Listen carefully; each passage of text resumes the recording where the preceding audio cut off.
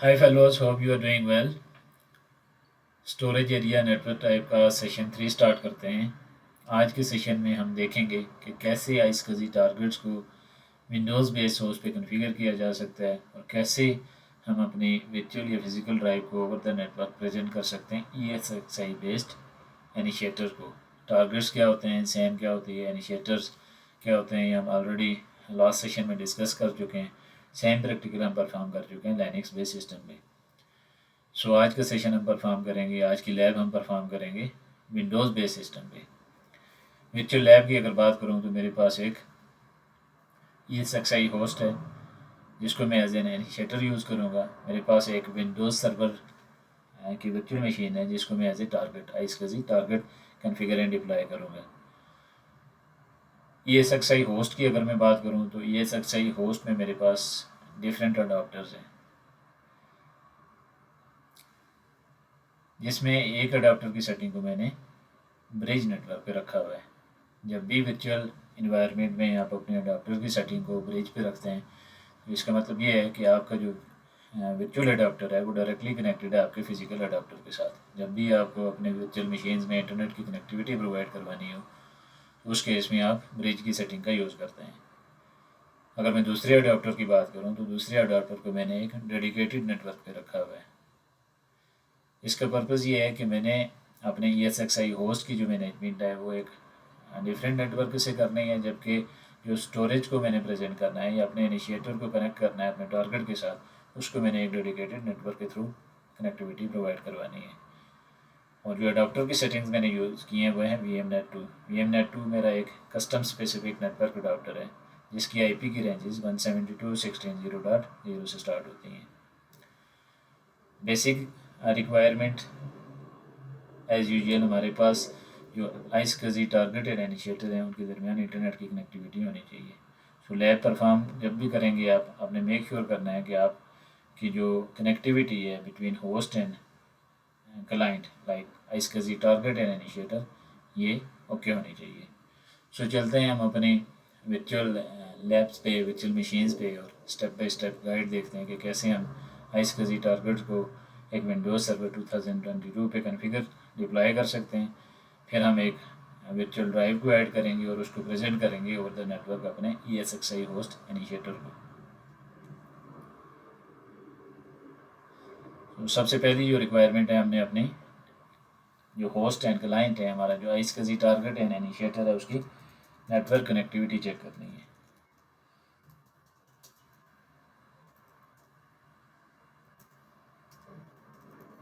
ये मेरे आइसकजी इनिशिएटर की IP है, लाइक ESXi होस्ट की IP एड्रेस है। नेटवर्क कनेक्टिविटी हमारी ओके। उसके बाद हमारे पास एक एडिशनल ड्राइव होनी चाहिए जिसको हमने प्रेजेंट करना है ओवर द नेटवर्क अपने ESXi होस्ट को। सो डिस्क मैनेजमेंट में जाते हैं।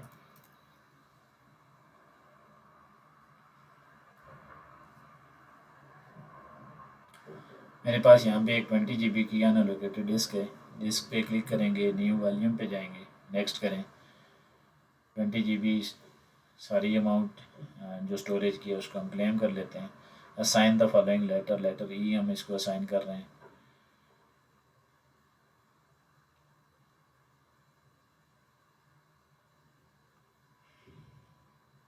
फाइल सिस्टम टाइप देख लें, आपने जो सा भी यूज़ करना है उसको सिलेक्ट करेंगे। लोकेशन यूनिट साइज़ डिफ़ॉल्ट रहने देते हैं। वॉल्यूम लेबल, जो वॉल्यूम का लेबल होगा, लाइक जब भी आप अपने जिस PC की सेटिंग में जाएंगे और ड्राइव्स को देखेंगे तो उस पर लेबल यहाँ पे आपको शो होगा। नेक्स्ट करेंगे, फिनिश करेंगे। सो अभी अगर मैं आपको दिखाऊं तो मेरे पास यहाँ पे ये ड्राइव न्यू वॉल्यूम ए के नाम से मेरे पास शो हो गई है।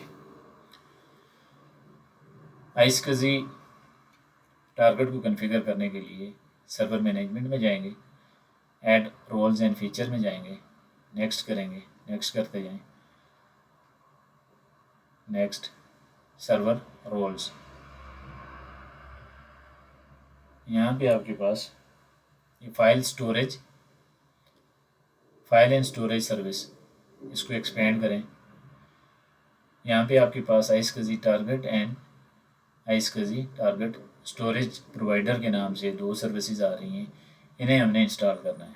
नेक्स्ट करेंगे, restart the destination server automatically if required. So to install the following roles, वो कह रहे हैं कि अगर आपने ये रोल्स इंस्टॉल करने हैं और फीचर इंस्टॉल करना है सर्वर पे, तो जो डेस्टिनेशन सर्वर है आपको रिस्टार्ट करना है। इंस्टॉल पे क्लिक करें। जैसे ही ये सर्विस कंप्लीट होगी उसके बाद फिर हम अपने इनिशिएटर्स पे स्विच करेंगे और वहाँ पे जो भी रिक्वायर्ड सेटिंग है उन्हें कन्फिगर या परफॉर्म करने के बाद लैब कंप्लीट करेंगे।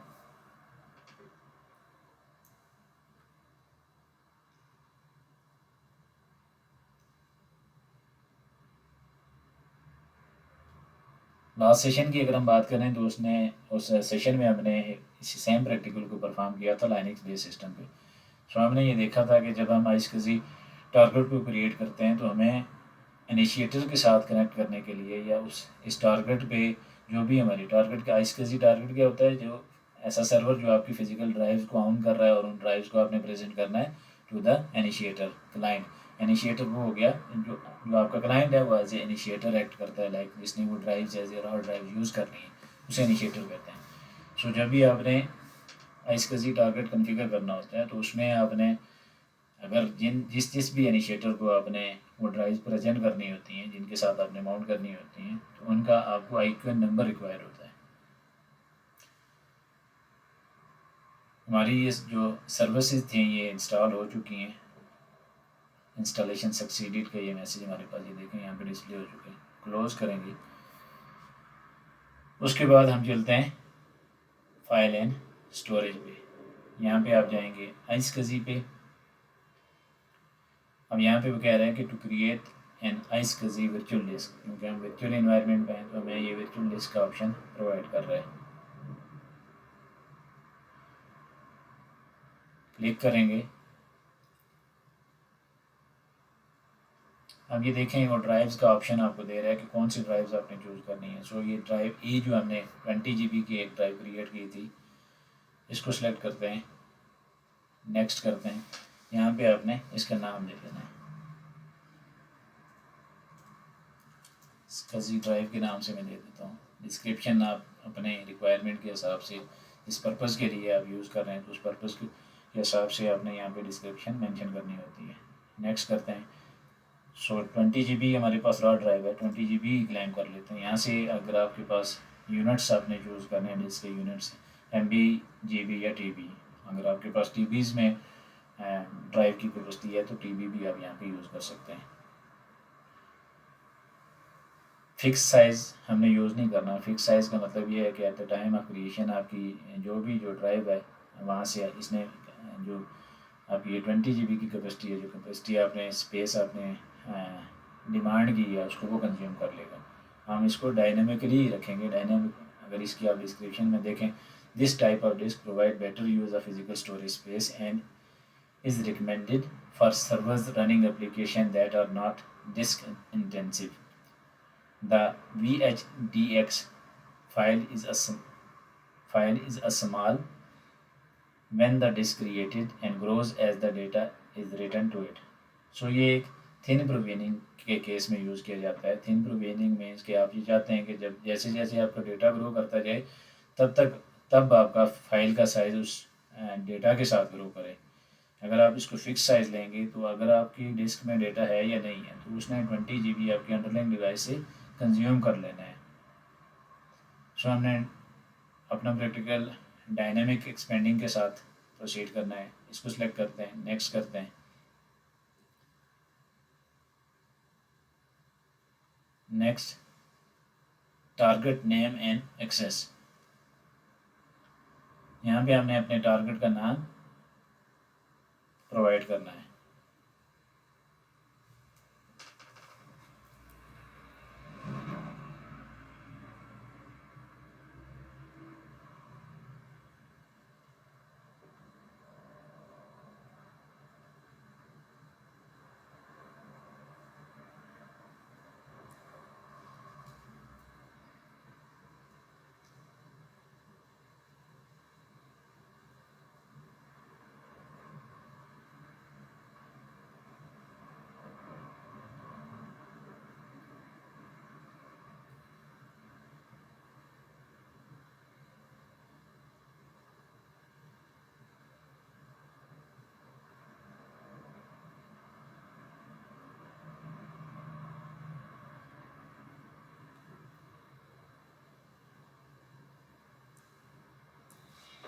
कोई भी नाम आप यहाँ पे ऐड कर सकते हैं।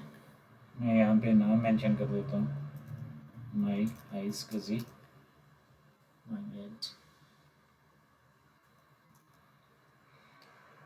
माई आइस कजी टारगेट। नेक्स्ट करेंगे, यहाँ पे एक्सेस सर्वर इस पे आप ऐड करें। तो यहाँ पे आपने उस इनिशिएटर को, जिस भी इनिशिएटर को इस टारगेट पे आपने एक्सेस प्रोवाइड करनी है, उसका आपने IQN number, DNS name, IP address और मैक एड्रेस प्रोवाइड करना है। सो चलते हैं हम अपने ESXi होस्ट पे और IQN नंबर को देखते हैं कि कौन सी लोकेशन से आप इसको फाइंड कर सकते हैं। अगर आपने IP एड्रेस देना है तो IP एड्रेस दे सकते हैं आपके एनवायरनमेंट में। अगर DNS चल रहा है तो DNS नेम आप प्रोवाइड कर सकते हैं। मैक एड्रेस अगर आपने यहाँ पे मेंशन करना है कि कौन से इंटरफेस पे आपने उसको एक्सेस प्रोवाइड करवानी है इस टारगेट को, तो आपको मैक एड्रेस यहाँ पे प्रोवाइड करना पड़ेगा। सो मैं आपको अपने ESXi होस्ट पे लेके चलता हूँ। ये मेरा ESXi होस्ट है, इसको मैं लॉगिन कर लेता हूँ।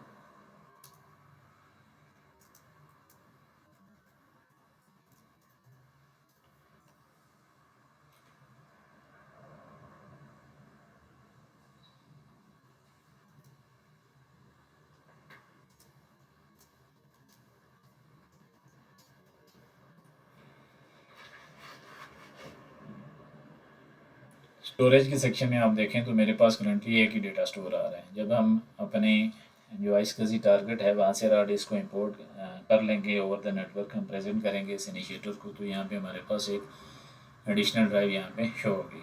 सो हमने देखना है कि जो हमारा जो IQN नंबर है हमारे आइसकजी इनिशिएटर्स का, वो कहाँ से हम फाइंड कर सकते हैं। आप स्टोरेज के सेक्शन में जाएंगे, स्टोरेज, यहाँ से अडाप्टर पे क्लिक करेंगे तो यहाँ पे देखें आइसकजी सॉफ्टवेयर अडाप्टर के नाम से आ रहा है। क्योंकि वर्चुअल इन्वायरमेंट है तो वर्चुअल इन्वायरमेंट में ये सॉफ्टवेयर अडाप्टर के नाम से आता है। अगर आपका फिजिकल इन्वायरमेंट होता है तो उस केस में आपके पास हार्डवेयर अडाप्टर और आपके पास 2 अडाप्टर होते हैं।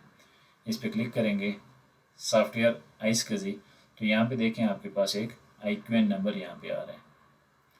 इसको यहाँ से हम कॉपी कर लेंगे। ये चूँकि मैंने लाइनिक्स के केस में एक प्रैक्टिकल परफॉर्म किया था तो उस वजह से यहाँ पे मेरे पास static targets and port bindings आ रही हैं। पोर्ट बाइंडिंग्स हमने यही रखनी है क्योंकि हमारा जो नेटवर्क है वो 172.16.0 सेम नेटवर्क के साथ हमारा जो आइसकजी टारगेट है वो कनेक्ट है, यानी कि वर्चुअल मशीन जो हमारी है वो सेम नेटवर्क पे है। VMnet2 नेटवर्क अडाप्टर हमने ESXi 8 होस्ट हैं जो वर्चुअल मशीन हमारी विंडोज़ सर्वर की है, दोनों के लिए हमने VMnet2 जो कस्टम स्पेसिफिक नेटवर्क अडाप्टर है वो यूज़ किया हुआ है। एनीवे हम यहाँ से इस टारगेट को मैं रिमूव कर लेता हूँ। इसको सिलेक्ट करूँगा, रिमूव। यहाँ से मैं डायनामिक, ये लाइनिक्स वाले लास्ट जो मेरी एग्जांपल थी उसकी जो लैब्स की सेटिंग थी वो है। सेव करते हैं, एक दफ़ा इसको रीस्कैन कर लेते हैं, रिफ़्रेश करें। यहाँ पे अगर आप आएँ तो यहाँ पे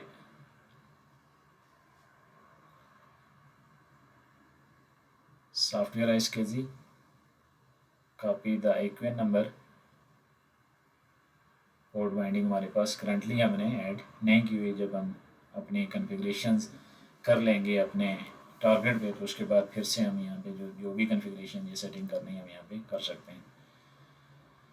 अगर आप मैक एड्रेस की बात करें तो नेटवर्क के सेक्शन में जाएं, यहाँ पे VMK1 के नाम से सेम, ये देखें यहाँ पे IP से आप देख सकते हैं कि 172.16.0.101 इसी नेटवर्क की रेंज में हमने कनेक्ट किया हुआ अपने आइसकजी टारगेट को, यानी कि वर्चुअल मशीन जो है हमारी विंडोज़ सर्वर की उसको। तो यहाँ पे आप आएंगे तो आपको मैक एड्रेस भी इसका नज़र आ जाएगा।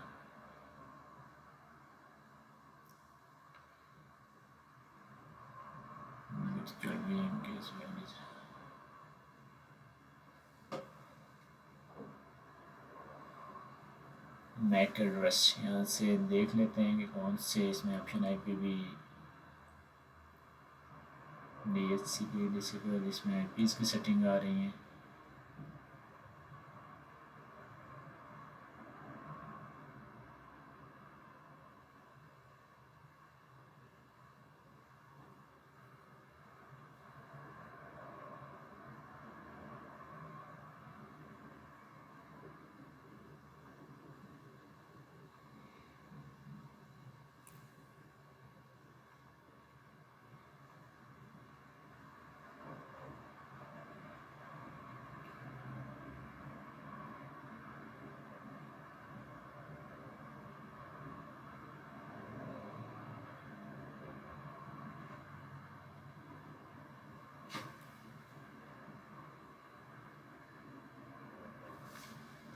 सो IQ नंबर हम यहाँ से कॉपी कर लेते हैं। चलते हैं हम अपने विंडोज़ होस्ट पे। यहाँ पे IQ नंबर को हम करेंगे पेस्ट। IP भी दे सकते हैं, अगर आपने IP के साथ प्रोसीड करना IP दे दें। नेक्स्ट करें। Enable CHAP challenge and check authentication protocol अगर आपने इनेबल किया है तो उस केस में आप चैप का ऑप्शन यूज़ करते हैं। चैप का ऑप्शन ऑथेंटिकेशन के लिए यूज़ किया जाता है। लाइक आप user name and password provide कर देते हैं ताकि ऑथेंटिकेशन के दौरान ये पता हो दोनों एंड पे आपने चैप को कन्फिगर करना होता है। अपने टारगेट एंड इनिशिएटर दोनों के लिए अपने यूज़र नेम एंड पासवर्ड रखना होता है। सो ये उस केस में ऑथेंटिकेशन लाइक आप जब अपने डिस्क को प्रेजेंट कर रहे हैं अपने इनिशिएटर को, तो IQ नंबर से तो आपने इनिशिएटर को मेंशन कर दिया। अब उसको माउंट कौन करेगा, कौन सा यूज़र करेगा, उसके पास क्रेडेंशियल होने चाहिए। सो उस केस में आप चैप का यूज़ करते हैं। तो चैप को अभी तक हमने कॉन्फ़िगर नहीं किया, हम डिफ़ॉल्ट सेटिंग के साथ ही जाते हैं। नेक्स्ट करेंगे एंड क्रिएट करेंगे।